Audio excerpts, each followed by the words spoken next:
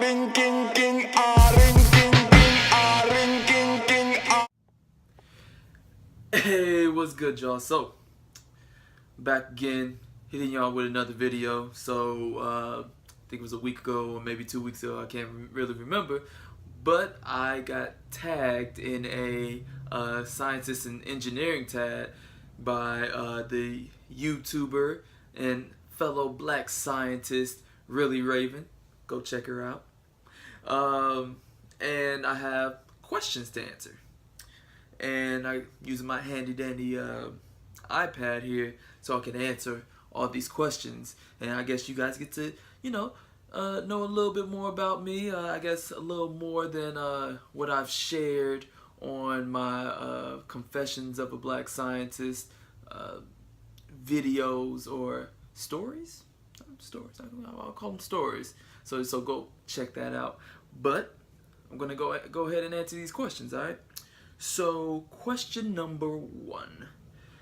What is / was your major in college? So, been to 3 different colleges now.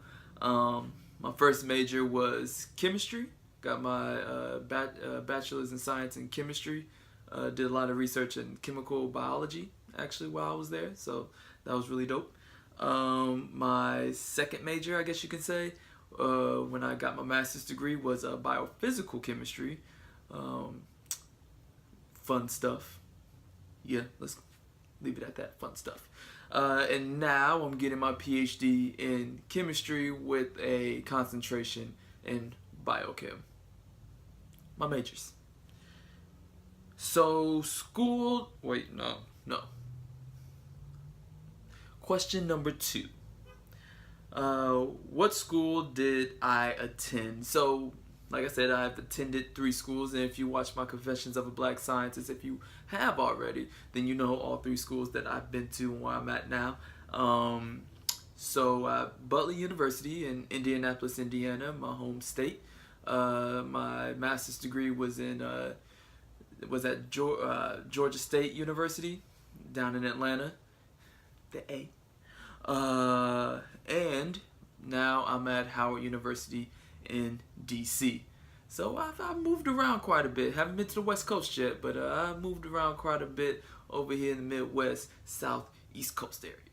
So now, question number 3. What are your career plans? So, me personally, hate academia, don't want to go into it, don't even want to touch it. So for me, my career plans are mainly in government, industry, the private sector. Now, if I can maybe one day make enough money to start my own lab, that would be dope.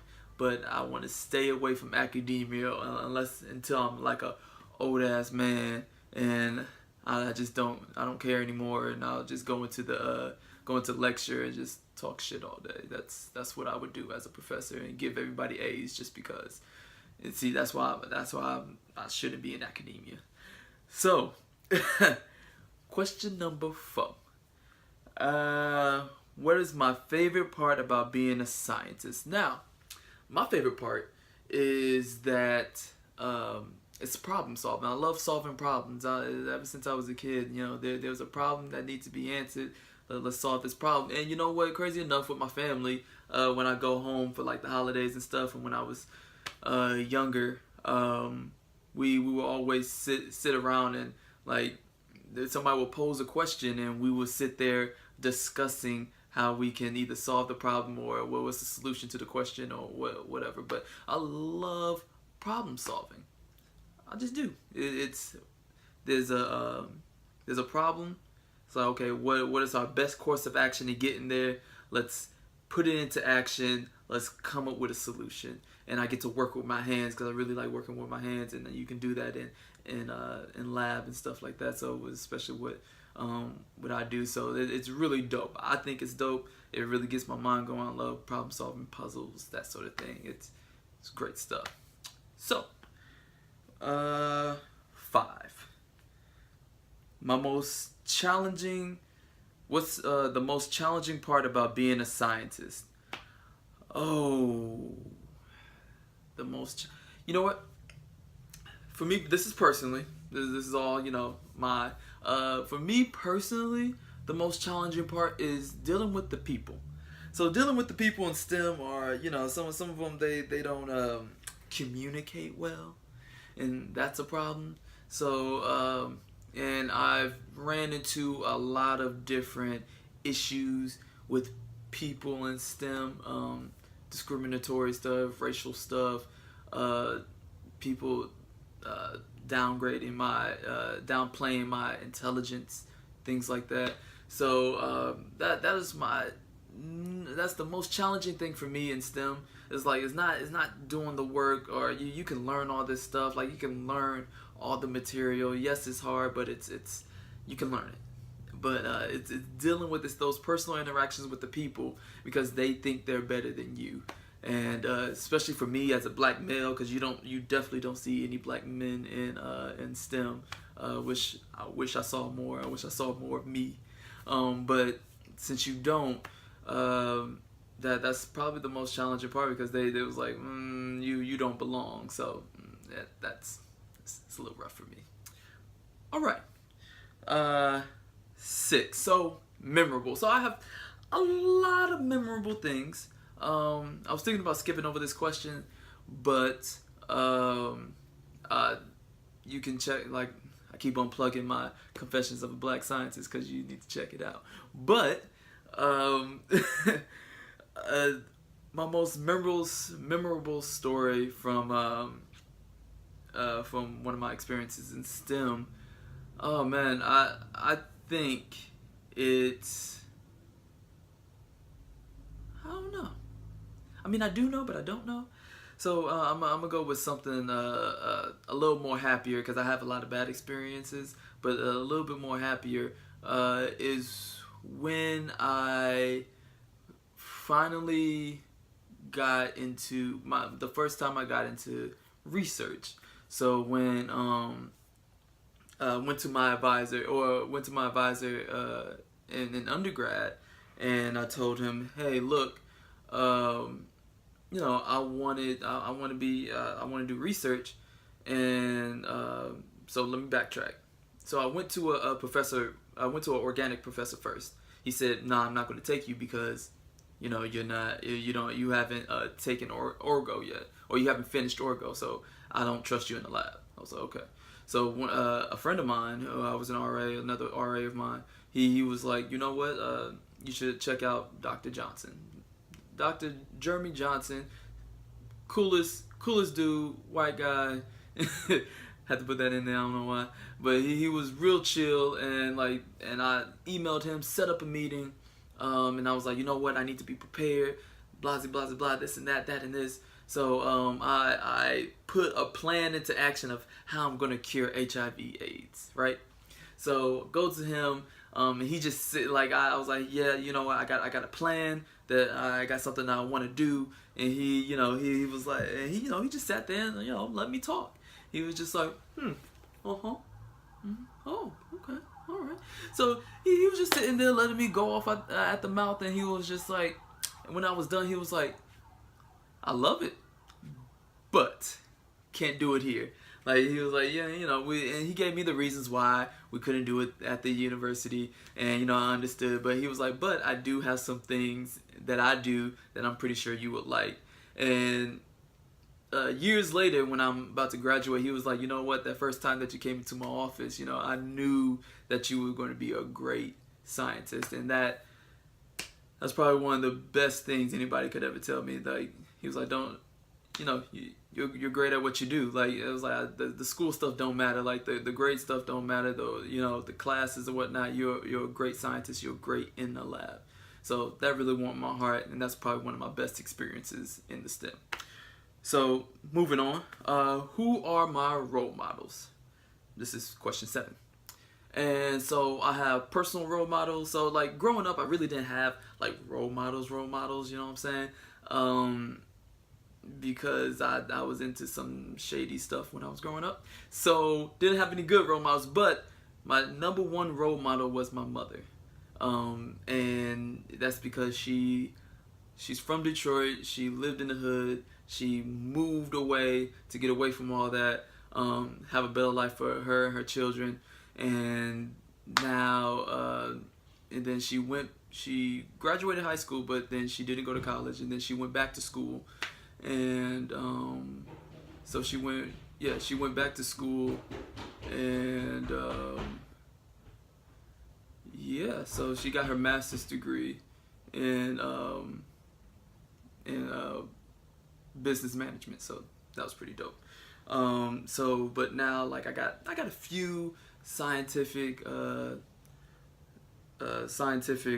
models, like Percy Julian, one of the greatest chemists out there, who doesn't love Neil deGrasse Tyson? So, I got a couple people, and I absolutely love Malcolm X as well. So a lot of their stories I can relate to my own personal experiences. Now to 8, did I or do I attend a HBCU, and how it went? So I have a unique experience because I've attended a PWI and a HBCU as well. I attended a PWI, which is a private, predominantly white university or institution. So differences, and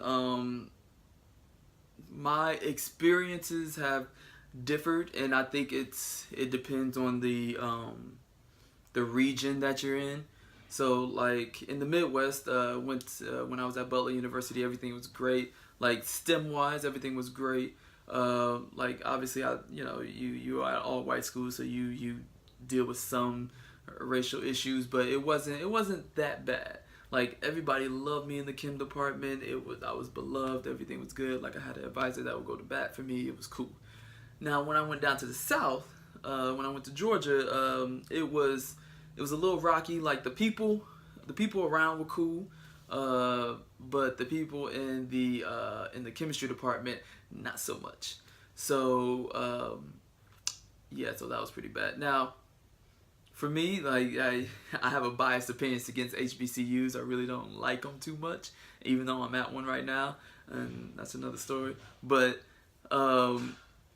so I'm at so my problem with HBCUs really is just they are holding, like, especially how I can only speak about Howard University because I also, like, visited Morehouse and Spelman and all that. So they're holding on to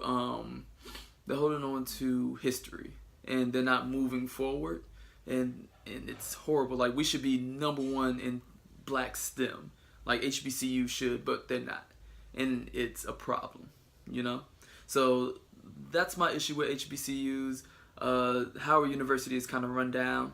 It really is. The chemistry department, like, right now, the chemistry department is falling apart. Like, there's water falling from the ceilings. Like, there's holes in the ceilings, there's holes in the walls. Like, people can't work in labs. Like, it's bad, and I'm thankful that I work at the NIH right now. But yeah, so I mean, they want to call themselves a research institution, but they're not putting the steps in or maintaining the buildings in the way that they should be, so they can be a research institution. So it's pretty bad right now. It's actually pretty terrible. So that is my experiences with PWIs, HBCUs. I can probably make a whole nother video about that. I just might. So, last question. This video's going long. I guess there's 9 questions. So a piece of advice that I have for the next generation of Black scientists. All right. The advice I have for you is a quote that I go by, and it's: to be successful is to be relentless. So you really need to be in a relentless pursuit of success. And when I say that, I mean, like, just go at it. Hard work pays off. Trust me. Like, you can be smart and lazy as hell, and you won't get to your goals. Hard work pays off, because guess what? as a black scientist, you're going to run into a lot of crazy stuff. People are going to say mad crazy things to you. Like they're going to try to provoke you. They're going to try to push your buttons. They're going to try to do everything to knock you off your game. And you got to work 10 times as hard as they would. But guess what?